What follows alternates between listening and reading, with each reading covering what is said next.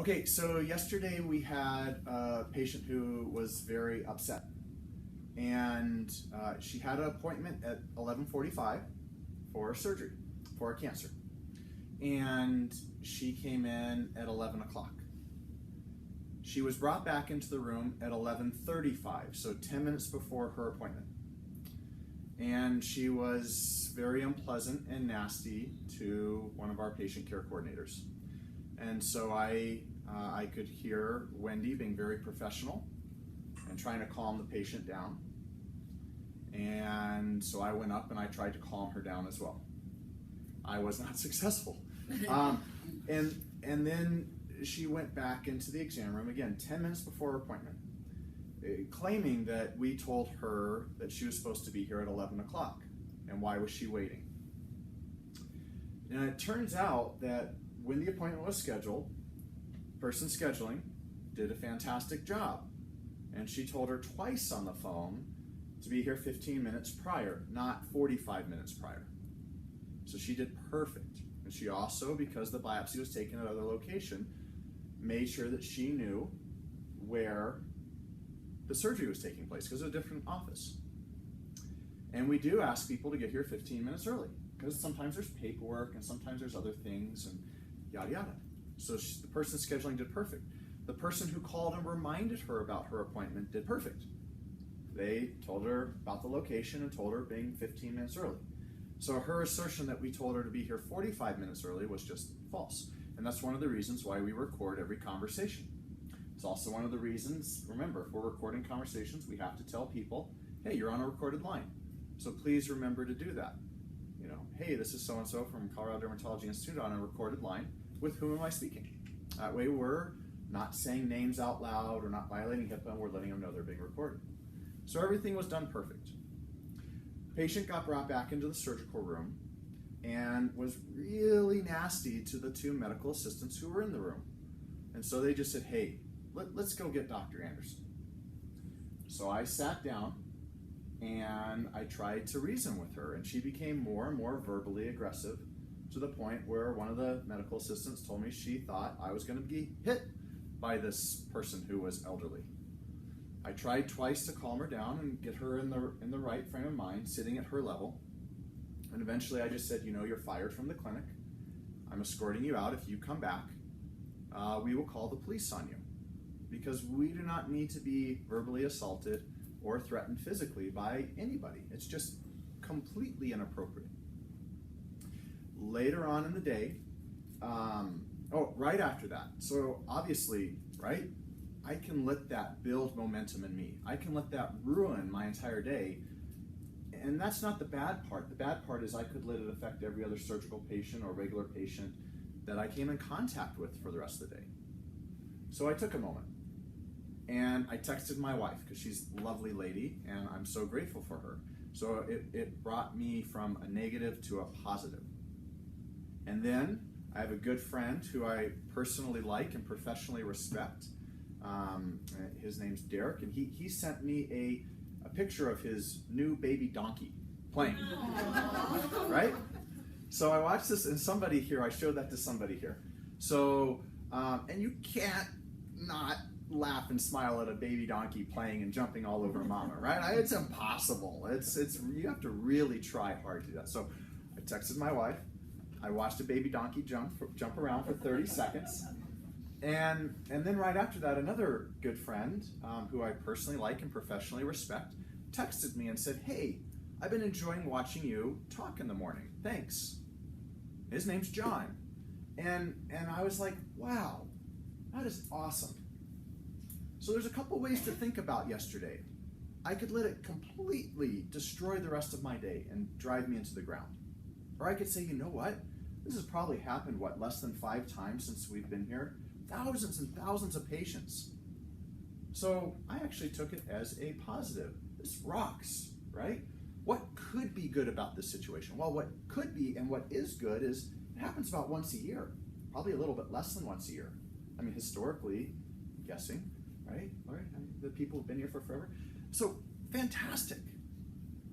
The other part of it was, this is not the story of the rest of my day. This is not going to ruin my day.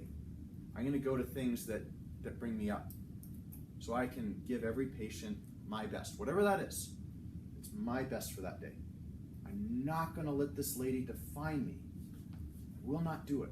Now, I could have looked at this lady and said, oh, she's looking at me and she's being prejudiced towards me because I'm young, or because I'm male, or because we all know only Asians can be good doctors, right? I mean, any story I wanted to tell myself, I could have done that.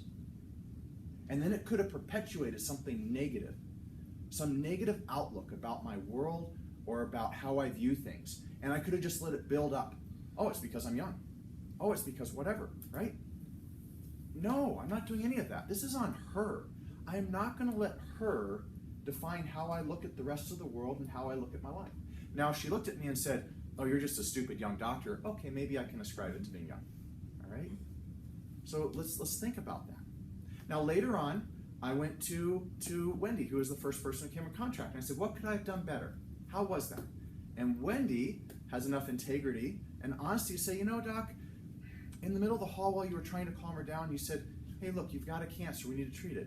And I'm not sure that was the best thing for HIPAA, because everybody in that waiting room is Mo's waiting room. We all know that everybody there is for cancer, but she had a very good point, and I really appreciate you doing that.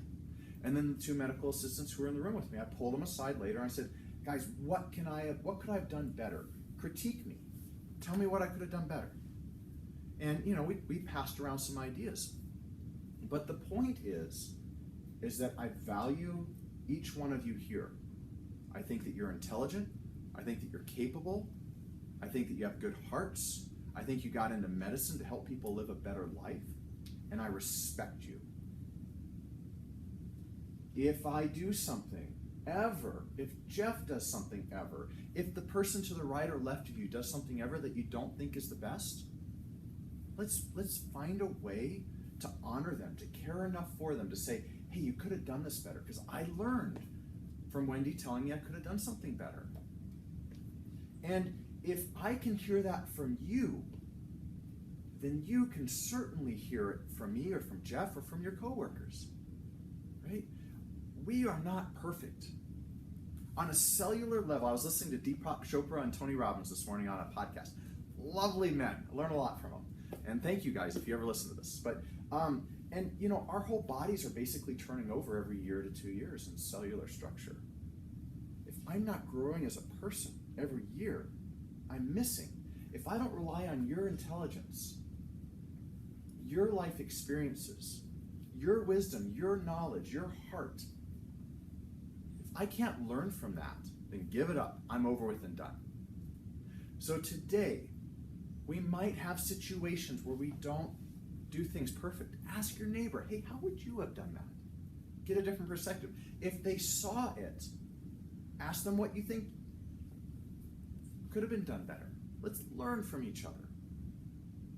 All right? The other part of this is when people are being nasty, and the medical assistants and the patient care coordinator did perfect. Be professional. Not like sort of professional, but in a way that you're disrespecting them. No, I respect you as a human. Be professional, be courteous.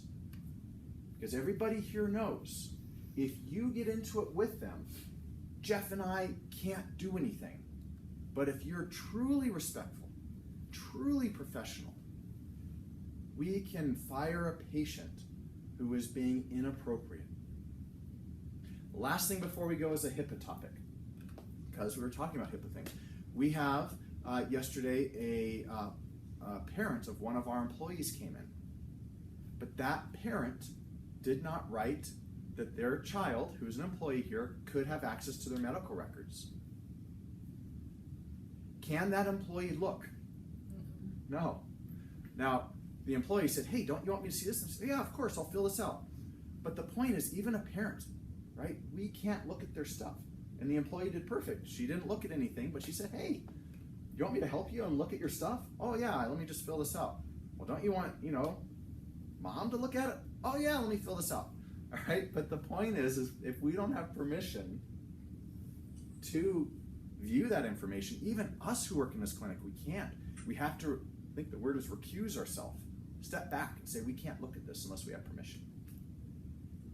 All right, we've got a room and a room at Lake full of capable, intelligent, wonderful people. Let's use each other. And when somebody comes at us and says, hey, you could have done something better, hopefully that person's coming to us at a point of love, right? So we can hear it. But then we really need to step back, because hearing criticism is not easy. But we need to be so appreciative of that person for caring enough about us to help us. Let's have a great day.